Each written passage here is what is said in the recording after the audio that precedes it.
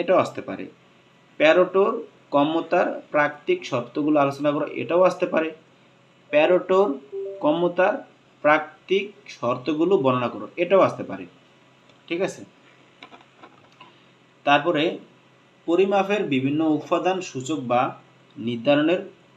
নির্ধারক সমূহর আলোচনা করো।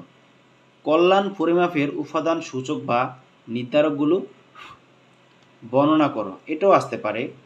এবং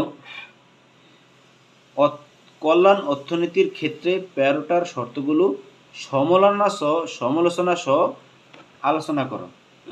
খুবই মারাত্মক একটা প্রশ্ন। কল্যাণ অর্থনীতির ক্ষেত্রে প্যারোটো শর্তগুলো আলোচনা করো, এটাও আসতে পারে।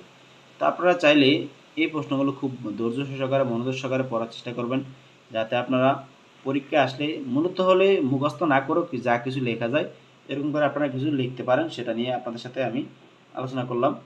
তো আপনাদের সাথে আরও 3টা ক্লাস হবে, আপনারা সেগুলো দেখার চেষ্টা করবেন, দেখলে অথবা আশা করি ভালো কিছু শিখতে পারবেন এবং জানতে পারবেন।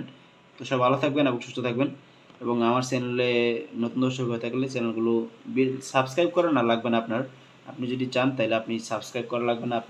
আমি চাই আপনাদেরকে কিছু হেল্প করার জন্য, যদি হেল্প করতে পারেন তাহলে ভিডিওতে একটা লাইক করে দেবেন এবং কমেন্ট করে জানাবেন, এটুকুই আপনাদের সাথে কথা। তো সবাই ভালো থাকবেন, সুস্থ থাকবেন এবং আমার জন্য দোয়া করবেন। আল্লাহ হাফিজ। তারপরে হলো অধ্যায় 7। আচ্ছা।